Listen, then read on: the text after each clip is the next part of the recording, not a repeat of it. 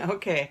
Good morning, everybody. It's Ruth Backlund from Energy Works Myofascial Release. Wanted to come to you this morning and talk a little bit about what myofascial release, or I should say what myofascial restrictions would look like, and how it could be like a straitjacket in your body. So if you think about a myofascial restriction, what that is it's tightened down fascia. And if it's pressing on a nerve, it could show up as pain, or pressing on a blood vessel, it could cause some decreased circulation. If it's pressing, and causing restrictions on a lymphatic system, those pathways to let fluid drain effectively, it could cause swelling. So depending on where those restrictions are, could cause, decrease in movement, decrease in circulation, pain, or all the above, swelling, things of that nature. So where your body cannot actually move effectively, or it feels like it's stuck or stiff, there's some restrictions or pulling from some other places that are causing that. So what I wanted to do is just give you a little bit of an analogy this morning of what a straitjacket would look like. Let's say there's just a spot in your maybe there's a spot in your back near your shoulder blade that always feels like it's tight, it's always irritated. Maybe you can't move your arms or your neck as much, can't turn or rotate your neck as much as you normally would.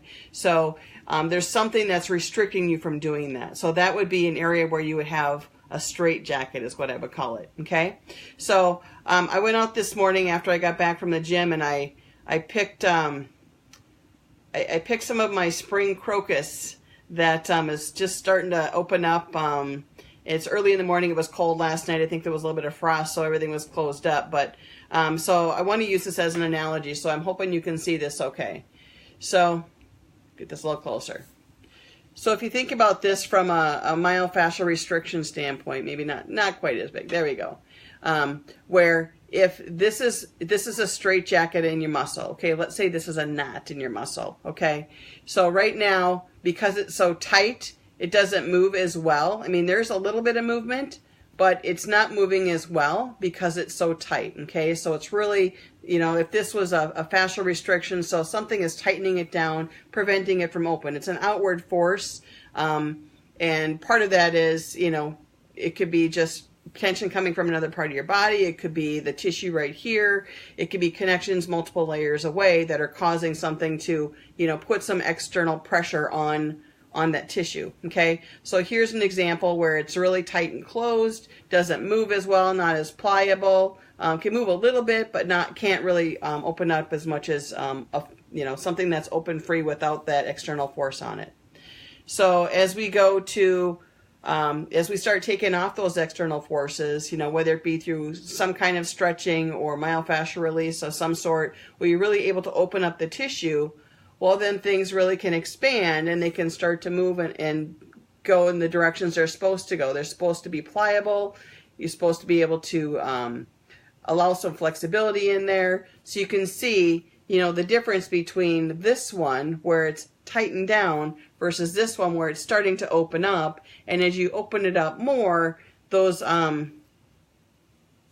petals actually get much more limber and can have more flexibility. So right now they're pretty stiff, but they're starting to open up. And then this is one that this is already pretty soft and nimble here, so things are moving quite a bit because it's already been open fully. It's actually just starting to die off on me. But so from if we think about it from a myofascial release restriction perspective, this is where something is really tight, external force. As we start to take the pressure off from stretching, things start to open up, become a little more nimble. And then as they're free flowing, there's a lot of movement, not a lot of restrictions, and it can go the way things are going the way they're supposed to. So if you find that there's a part of your body that is really tight, it's really not flexible, you can't move, you can't lift your patients as well, or you have to hesitate to do certain things, there's probably some restrictions there that need to be worked through in some form or fashion. So anyway, that was my message today, a little flower analogy for myofascial restrictions and what it would represent as a straitjacket in your body. So anyway, have a good day.